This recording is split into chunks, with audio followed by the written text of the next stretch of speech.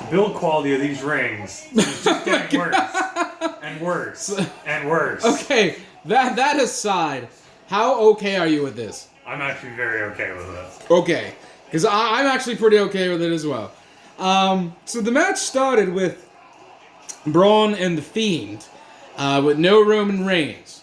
And they had alluded earlier in the pre-show that they had not seen him sign the contract yet, but were implying that he would, so he could probably be there. Yeah, I would say a good 80% of this match happened without him. But it's fine, because he's a heel now with Paul Heyman. So, unfortunately, so that means he didn't come out in the crowd bumping fists with monitors, which I would have loved. I would pop for that. Right? So the Fiend and Strowman, they battled over most of the arena. Alexa Bliss looking on, I'm guessing, from the Performance Center, because there was a ring behind her during that whole stuff. I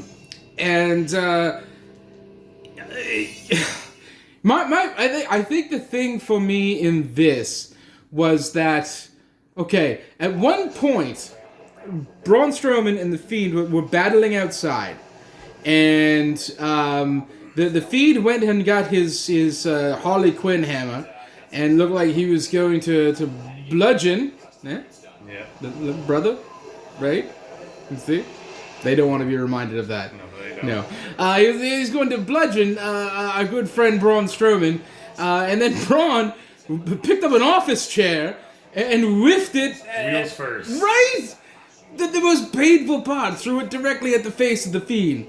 The whole time this is happening, all Corey Graves and Michael Cole saying, "Where's Roman Reigns?" Right, like he's Poochie or something from The Simpsons. Anytime he's not on the screen, you have to be asking, where's Roman Reigns? But all that really great stuff aside, Roman Reigns did show up, signed the contract, but this all happened after they broke the ring.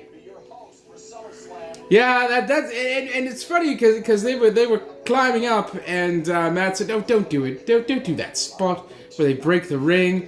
And I said, "Oh, Matt, they're never going to do that. That's ridiculous. They wouldn't wait." And sure enough, they broke the ring. Then Roman Reigns came out. So who did it? It was Big Show and Lesnar the first. Right. Then I think Big Show and Strowman did it. Oh, both very large chaps. Now I'm not going to say The Fiend is small, but he's nowhere near as big as a Brock Lesnar or a Big Show. Right. So there you go. So they do that, and I guess Roman comes out, and he's got a chair. And he comes down to the ring. Drops the chair. Puts the chair down, yes! Climbs in, I'm like, why did you take the chair and hit him a couple times? Waffled him a few times, exactly. He gets into pin, no referee. Yeah, the referee bumped off the ring break. Right. So, they send in a new ref, and there was a bit more waffling with chairs and whatnot. Roman tried to pin The Fiend and Braun Strowman several times, and then finally got a spear on Braun Strowman. It was Braun Strowman that got the spear, right? Yeah. Spear 1, 2, 3. So I guess that keeps The Fiend strong because he didn't take the fall. Is that how that works? Probably. Okay. So and your new Universal Champion.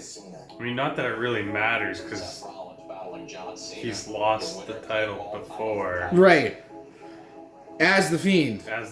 On pay-per-view. On pay-per-view. So, there you go. To Goldberg, of all people. Let's not, okay? Let's not. Your new Universal Champion, Roman Reigns, as a Paul Heyman guy. Kind of like that. Interested to see what they do with it. Yes, hope they don't cock it up. So that was Payback. Was it Clash of Champions? Is at the end of the month? Yeah, September 27th? Yes, I think that's what they had said. September 27th. No, 27th. 27th. So we will be somewhere for that. So do join us for those. We are going to have a great old time with that, I'm sure. Thank you. More later. Good little salute.